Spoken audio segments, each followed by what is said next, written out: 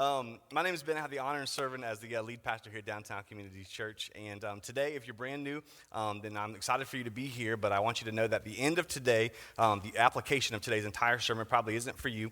And the reason I say this is because the end of today, we are going to all have thoughtfully and prayerfully decided what we can do for the future. So I kind of want to orient you to where we're going at the end of this, is to say that for the first time in the history of our church, we are doing what's called a pledge, which means over the next 10 months from now until January 30th or till December 31st, this is how much we're all deciding to give above and beyond what we normally give. And so I do want to kind of make you aware of that and say, I hope that as we're here today, what becomes clear in all of this is the heart for giving.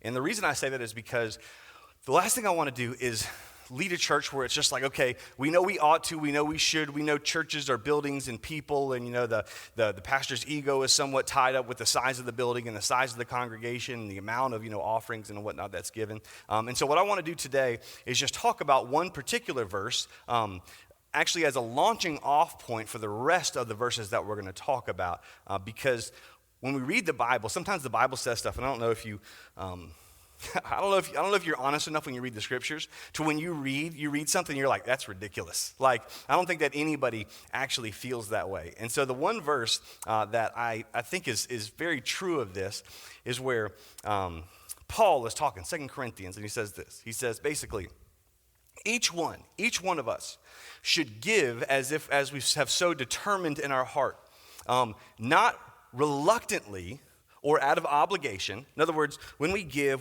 to God, when we give, our money, basically, when we do that, we shouldn't do it as a reluctant, What we ought to do is when we give generously, or more so, give cheerfully. He says, don't give reluctantly, don't give out of obligation, but I want you to give cheerfully. In other words, the Lord loves a cheerful giver, is how he says that.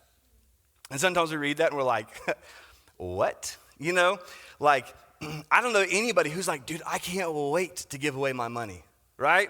Like, I'm just like, I woke up this morning and I was like, God, I'm giving my money away today, right? I know I only have so much in my account, and I really don't have that much in my account, to be honest, but like, God, I can't wait to just give what I have away. We kind of do it. There's a sense of obligation around it, and there's a sense for some of us that we know we ought to, for some of us that, we know we maybe should, but we maybe shouldn't, but we don't have that much, so we don't know if we should or if we shouldn't. And I kind of have some student loans, but I kind of have some, scholarship stuff, and I don't really know where and how to parse all that out. Well, I hope to give you clarity in all that today, and why in the world Paul would earnestly say, and God would earnestly expect that we would be cheerful when we give. Here's what I found. Whenever I read something like that, that doesn't make sense to me, whenever I read something like that that's counterintuitive or countercultural or goes against the grain of how I feel, here's what almost always that means. There's something that I don't understand. There's something that I don't understand. And so today I want to speak to the heart of a cheerful giver. Before we say, okay, God, this is what we're going to do over the next 10 months, this is the heart of a cheerful giver. Because for almost every one of us, when we think about the idea of giving, there's a sense of question marks, there's a sense of obligation, there's a sense of hesitancy. And he says specifically, don't do it out of reluctance. Don't do it out of hesitance. On the opposite of that, I want you to have predetermined, I want you to have predecided, I want you to have planned in your heart how much you are going to give. And if already in the sermon, you're like, you've said the word give way too many times, I'm checked out and I'm counting the lights, then I'm glad you're here for this Sunday, because I hope to flip the script on how you think about that in your mind. We're going to go to this story in the Old Testament. There's a guy by the name of King David. King David was one of the greatest kings of the nation of Israel. Israel was basically the God squad in the Old Testament. They were the pre-church kind of group that were the God's people. They were his chosen people. They were his chosen nation. The nation of Israel had started with a guy named Abraham. They had kind of grown into this big family. This big family had been enslaved by Egypt. As they got out of Egyptian slavery, they entered into the promised land, or the desert for a while, promised land. Went in the promised land, and God was their God, and he was kind of going to be the king. And after a while, they said, we want another king. So he says, fine, I'm going to give you a king. And so as he gave them, this king, it was this king Saul. Saul was a terrible king. Well, on the heels of Saul came a king named David. David, you've probably heard about because David and Goliath. David and a lot of David and Bathsheba, maybe if you're there for that Sunday. But David was the greatest king. But to this point, what was interesting is there was no house of God. God was a God who basically would go and he would dwell in a tent. They had a tent that was the physical manifestation of the presence of God on planet Earth. And so it would go, it's kind of like the God of the tents. It was kind of a tabernacle of sorts. This is actually what's interesting about John chapter 1, if you ever read the Gospel of John, when he says, and the Word became flesh and dwelt among us. What he actually says is the Word became flesh and tabernacled among us. In other words, he's saying, you remember your Old Testament roots, talking to a Jewish audience, how God would move around with the people. God was in the people and with the people, and God would go with the folks. And David looked around, and David saw that every other god from every other place had an incredible temple. I mean, ornate, large, decorative, beautiful. And so David decided for himself, I am going to build a temple for God. I am going to build a temple. And this is going to be the most incredible temple. This is going to be a temple that puts all other temples to shame because we know our God is the one true God. And so I am going to build a temple. Well, unfortunately, God said, no, you are not going to build this temple. David, you have blood on your hands because he was basically a warrior king, but your son Solomon is going to build a temple. Well, so David felt a sense of obligation and responsibility, and I think he was compelled to say, okay, well, if I can't build it, then I'm going to fund it.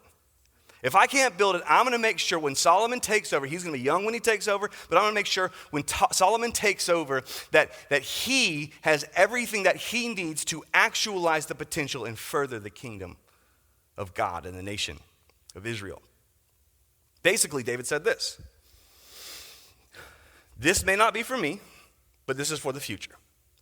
This may not be for me, but this is for the future. This is for the people who will come after me. This is for the people who will follow in my footsteps. This was some of the thought of the Genesis as we're thinking, man, how do we capture what it is that we are trying to do, what we're trying to communicate? And it's basically that as we expand into the back 9,000 square feet, so much of that is for the future. It's for the future of the kids on the south side. It's for the future of the kids' ministries and the families' ministries, both of which have been exploding recently. This is for the future of the college students who shows up to church, who kind of has left the nest, left their family, don't really, kind of trying to figure out their faith on their own, and they show up to a church, and every time parents come here, they say, man, I can't believe young people decide to go to church on their own. And I say, I know, me too. I sure didn't when I was in college. But you do. And so this, you might be graduating and kind of on the back half, and this might not be for you, but this is for the future you. This is for the future of the kids, of the south side, of the college student who will come and who will be a part of our church. And so David, seeing this, knew that this was a future thing for the nation of Israel. This was for Solomon. And so David decides that he is going to take up an offering. And in his offering for the temple, he first pledges what he is going to give, and then he talks about what the entire nation's going to give, and then gives us a window into the perspective of a cheerful giver, which I think is going to be somewhat of a shift for many of us. So this is what David says as he starts off Chronicles chapter 29, 1 Chronicles, which I know everybody, you were having your quiet time in 1 Chronicles this morning, so this is going to be repeat. And David, the king, said to all the assembly, so he's got the nation of Israel, kind of as many people as possible, he's got an assembly gathered together, and this is what he says. Solomon, my son, whom alone God has chosen, is young and inexperienced, and the work is great. In other words, Solomon won't be able to do this on his own. Solomon is young, Solomon is inexperienced, and I love him to death. He's my son, but the work is great, and he is young and inexperienced. Which some of you would say, well, don't look down on those who are young, but, set an example in life, love, space, peace, purity, that's cool. But he's young and inexperienced at the same time, okay? So he says, and the work is great, For the palace will not be for man, but for the Lord God. In other words, we're doing this for God. This is God's deal. This is God's thing. He says in verse 2, so I have provided for the house of my God so far as I was able, the gold for the things of gold, the silver for the things of silver, and the bronze for the thing of bronze, and the irons for the things of iron, and the wood for the things of wood, besides great quantities of onyx and stones for setting. He says for setting, antimony colored stones and all sorts of precious stones and marble. And then he begins to say, moreover, in addition to all that, in other words, this is what David would say, we have collected a lot. And we have been intentional about collecting a lot. And in our intention of collecting a lot, I'm going above and beyond what we've already collected. Here's what you also need to know, by the way. As we launch into this building campaign, we have been intentional about collecting along the way. Our church runs on a budget. Sometimes I try to put kind of staff and kind of payroll metrics into our stuff, and it tries to run this kind of algorithm of your church size compared to your church budget. Whenever I do that, it basically says, we're going to kick out your budget because that's ridiculous. Like most churches your size have double to triple the budget that you have, but we have been able to do it in a way that streamlines, is efficient, utilizes so many volunteers, our neighbor team. And in doing that, we have basically been able to collect approximately, I'm going to say give or take, $100,000 that we're already going to be able to put towards this building campaign. And so as he says, hey, there's a lot. There is a lot that we have already collected. There's a lot that we've already provided. And so this is what we have collected. And David said, but above and beyond that, let me tell you, I have no obligation as king to do this. But above and beyond that, because my heart is in this, and this is, by the way, great leadership on David's part, because David doesn't make anybody else say, but David says, above and beyond what we have given, what we have collected, this is what I am personally doing and giving. He says, moreover, verse 3, in addition to all that I have provided for the holy house, I have a treasure of my own, gold and silver, and because of my devotion to the house of my God, in other words, because I am devoted to this thing that God is doing, because I want people to see God through what's happening, I give it to the house of my God, 3,000 talents of gold, of the gold of Ophir, and 7,000 talents of refined silver for overlaying the walls of the house, and for all the work to be done by craftsmen, gold for the things of gold, and silver for the things of silver.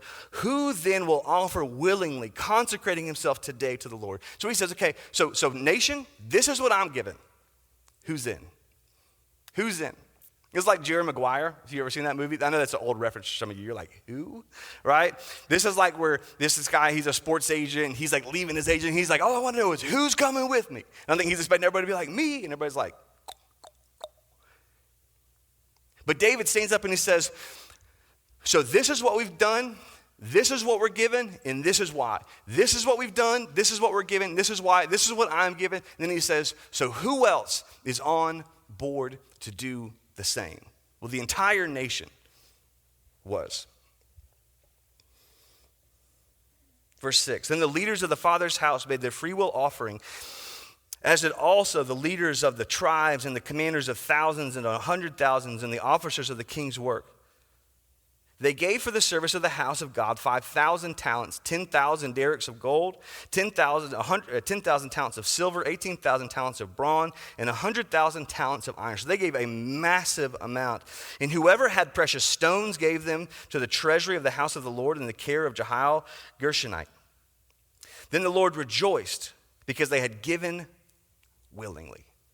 They said, God, we are honored to give this to you. We willingly give this to you, not begrudgingly.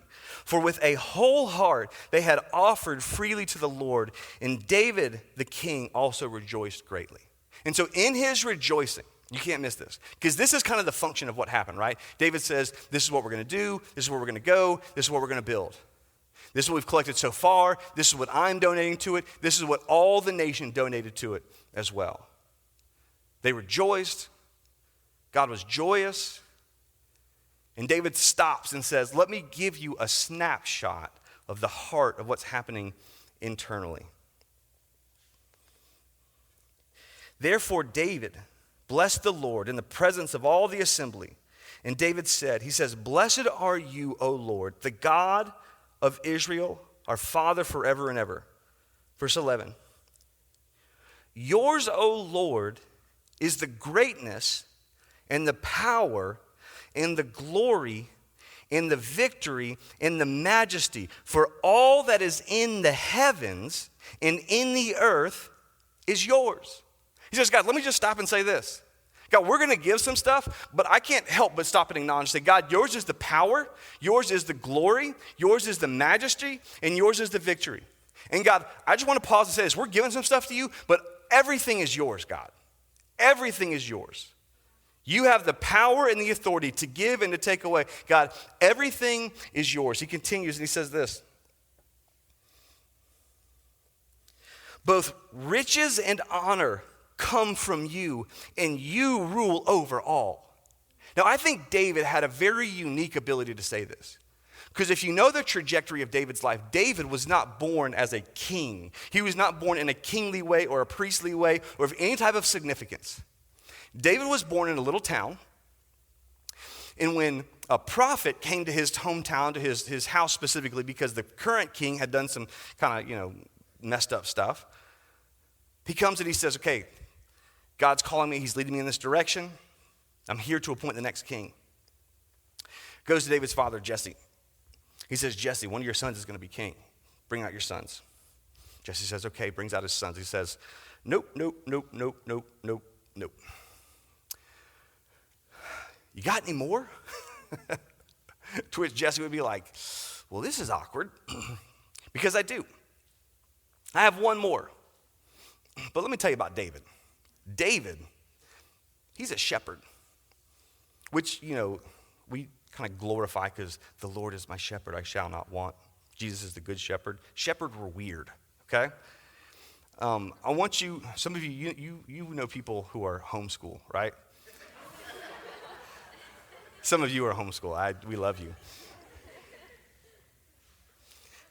Right, but there's something about, the social interaction that's positive and, social and normal, I want you to imagine David, who has been hanging out with sheep all day, every day, a lot of nights, just me and the sheep, bye. Like he's starting to talk bye after a little bit, It's a little bit awkward, it's a little bit weird, and he's like, man, let me tell you about David. He just hangs out with sheep. In fact, he smells like a sheep. In fact, he thinks he actually speaks sheep. It's really odd with David. And so he says, no, I want you to bring me David. Well, David, he sees and he says, yep, that's the guy. That's the king. And David's like, yo, sheep to the palace. That's what I'm talking about, But it doesn't happen that trajectory. He just says that, and then basically David goes back out to the sheep, and eventually he gets put in kind of the king's court because he could play, some stuff really well. And because at one point he went out and he fought this big giant named Goliath, but it was pretty funny because in the sheep, David had wrestled sheep away from a bear, wrestled a sheep away from a lion, and basically David looks at Goliath and says, hey, I've killed a sheep, and I've killed a lion and a bear. Like, who's this Philistine? I'm taking him out. Like, he's a giant, but he ain't a lion. And he kills Goliath with a stone, just whop. David, through a crazy trajectory of life, becomes king. And I think David had the unique ability to stand and say, yo, there is no way I should be right here. There is no way that I should be right here. And so David, on the precipice of the end of his life, as he knows Solomon is about to become king, says, God, I know more than probably anybody else in the nation that all of this comes from you, because if it wasn't for you, I wouldn't be here. You know what's interesting? Some of us, we have a level of success that's so normalized that we think it's because of us that we're successful. We don't have the awareness to say, man, there's no reason I shouldn't have been, born in a mud hut in the middle of a war-torn South Sudan. Like, we're just like, yeah, I was, went to school, I worked hard. Well, yeah, of course. But you know how many people on planet Earth do that?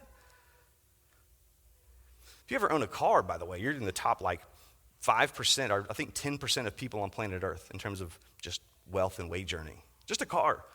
Some of you are like, man, I was ticked when I didn't get a car when I was 16. Some of you wasn't even a question. For me, it wasn't. So David says, all of this is from God.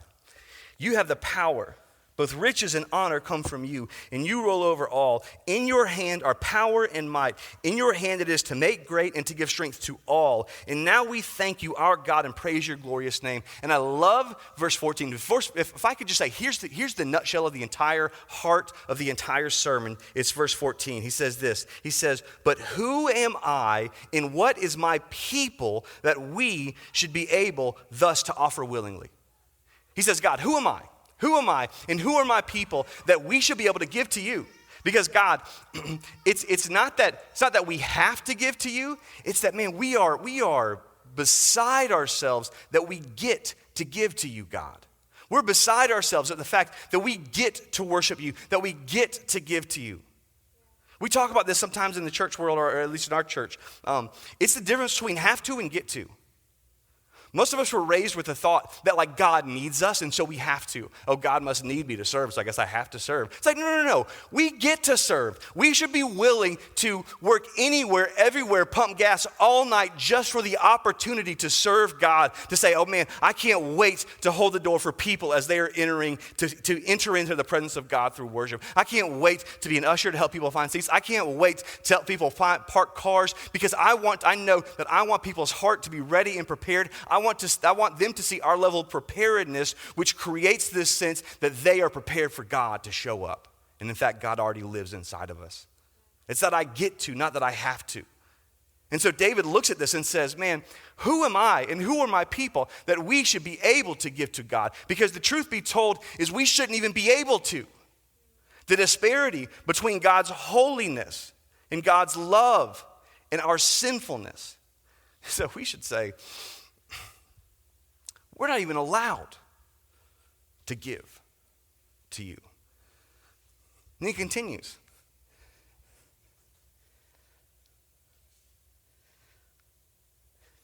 For all things come from you. Everything we have, God, comes from you. And of your own have we given you. In other words, God, I know it seems like I'm giving, but I'm only giving back what you have already given to me. God, all this is yours anyways. He says, for we are strangers before you and sojourners, and all our fathers were. Our days on the earth are like a shadow, and there is no abiding. O Lord our God, all this abundance that we have provided for building you a house for your holy name comes from your hand and is all your own. Let me tell you the two things that will shift us from obligatory, reactionary givers to cheerful, honoring, planned givers. First and foremost is the realization that we get to, not have to. Second, it's the realization that I'm a manager, not an owner. I'm a manager, not an owner. David says, hey, God, this is all yours. It's all going back to you. You have given me the ability to manage it for a little while. And so when you say, hey, I want you to give some more towards this thing, you say, yeah, of course it's yours. Of course it's yours. This is open hands for me, God. It's a cheerful. It's not out of reluctance and obligation. It's like, yeah, of course. This is, by the way, if you ever have a lot, and some of you have a lot, and you're just like, you're killing the game, that's phenomenal. Oftentimes it's like, so feel bad. If you own it, you should feel bad. But if you are a manager of it, you should feel responsible. Right? Some of you, you have financial managers. In fact, I don't know if you've here. So my financial people actually just started to go to the church, and it's Proper Wealth Management. I meet with Nick Chasen, right? And so Nick and David, and they kind of went on their own thing, and they're doing their own thing, and it's phenomenal, right? But every year, Nick and I sit down, and we talk about where we are and, what's going on and how the savings are and where stuff and money is and where it's allocated, where it needs to be allocated, what we need to adjust, help kind of navigate the succession plan of the company. And let me just tell you, if at any point I said, Nick, so where's the money? And he sat down and he said, man, I don't know. I don't know where I spent it. I'd say, well, you're fired, right? How many of us, God has entrusted us with a lot and we have no clue where it goes? We just have no clue. And if I ever said, Nick, man, I love you, but I've got this really great opportunity that I really want to take some of my money and put it towards that. And Nick just said, yeah, that's good for you, but man, it's all gone. I'd say, what? Right? Now, he would never feel a sense of, I feel bad that I have been entrusted with this. He would feel a sense of, I am responsible for this, and I am simply a manager, accountable to the one with whom I'm entrusted the management of. I am simply responsible. And so I want you to know this, the reason, I can't communicate this strongly enough, the reason that we give cheerfully is because we do not own, we do manage, and we are honored that we are allowed the opportunity to manage, and we willfully give back to our Father who allows us to manage. Because, by the way, our Father gave everything for us in Jesus, and on top of that, he entrusts us as people in the United States of America who have more net than almost anybody else on planet Earth. And he has entrusted, and we are responsible. So David says, so this is what I'm given. This is how much I'm given. He says, I know, my God, that you test the heart and have pleasure in uprightness. In the uprightness of my heart, I have freely offered all these things, and now I have seen your people who are present here, offering freely and joyously to you. O Lord, the God of Abraham, Isaac, Israel, our fathers, keep forever such purposes and thoughts in your heart of your people, and direct their hearts towards you. Grant to Solomon, my son, a whole heart, that he may keep your commandments and your testimonies, your statutes, performing all, and that he may build the palace for which I have made provision. He says, yeah, it's God's, but through God I have made this provision. It's God's, God owns it, but I have freely given to God of what God has given to me. And so I want you to know that we are for the future. I want you to know that we freely give to God and are honored to do so because of how much God has given us. So in a few minutes, we're going to sing a song, and I'm going to give you opportunity, if you haven't already, to fill out this card. You can fill out that part or not, but this just kind of gives you a worksheet to help work off. Some of you've already done this week. And it tells you, and it gives you a little thing down here that says, here's your kind of pledge your amount, weekly, monthly, one time. Now, at the end of the service, we're going to have people in the back with baskets. You're going to drop one off and put it there. You're going to tear this off. See, this is a little perforated edge. You see that? It's effluence right there. Just kidding. You're going to be able to tear that off, put it in the basket, keep this part. They're going to give you a magnet where you can just kind of stick this top thing to your refrigerator. And so we want you to take this, fill it out, and we want you to know, 1, don't do it out of obligation. 2, don't do it reluctantly.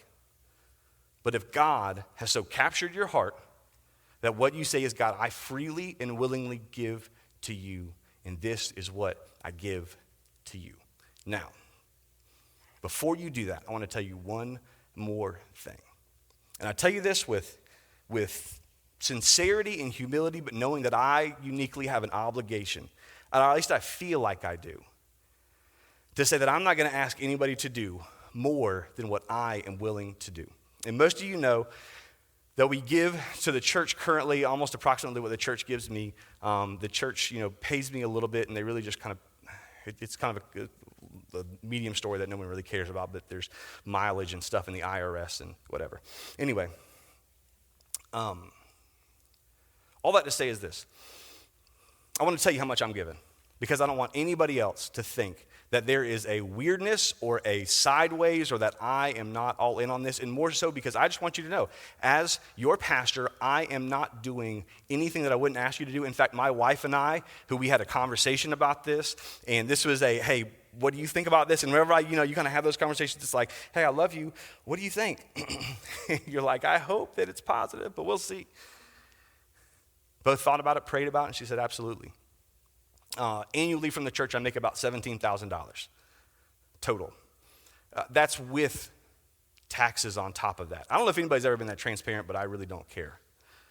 I make about net taxes $15,000 during the year. That because it's a housing allowance, they pay me the tax on top because I'll be liable for it at the end of the year. So for the rest of the year, I am pastoring the church for free. For the end of the year, I'm basically saying, funnel that money back into it. So from Lindsay and I, know that we are all in for the rest of the year. I am going from lead pastor to lead volunteer pastor. And so our pledge is to give $15,000. And let me tell you why. It's not because I have to. Because the truth is what you might also not know is someone like me who has an org chart title like mine, who has a church the size of ours, on a regular basis makes on average about $115,000. So there's already $100,000 I give up every year. It's not because I have to. It's because I love you. It's because I love our church. It's because I love what God is doing in and through all of you. And I am so grateful that God is the one who gives all the power and all the authority. And for Lindsay and I, it's an honor to say we will gladly go without because God has richly provided for us. And so I don't have like the cool list that David had, so here's all the doorknobs I'm going to be able to buy, and here's all the windows that I'm going to donate. I just want you to know, for the rest of the year, pastoring the church for free for a total of about $15,000 that we're giving to the building campaign. And I don't want anybody else to disclose what they're giving or what they're doing. I just want you to know, in case there's anybody here and you're kind of skeptical of church and money's always weird, and you're thinking, okay, but what's your bottom line? I want you to know that we are not only going without, but we're going to continue to give how much we give anyway. So the church, I'm telling you, they're making a deal on me. Just want you to know that. The reason I say that is because we get to. We don't have to. We get to. We don't have to. We are simply managers, and God has entrusted us with so much. We joyfully and willfully say, God, this is what we give to you. I don't know what your above and beyond is. If you haven't thought about it, think about it. If you have thought about it, great, you probably already got it and it's written down. If you want to take it home and think about it for a little while, that's fine. We're going to have some places where you can drop it off for the next several Sundays.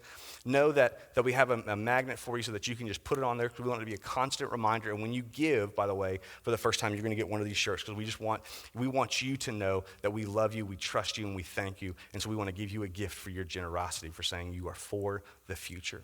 The mission and vision of loving God, making disciples, being great neighbors is for this generation and for the next. So we are for the future. Let's pray. God, as we take this next song, and for those of us who have already thought about it, we think about it. For those of us who prayed about it, we would willfully, joyfully, lovingly give to you everything that you have given to us.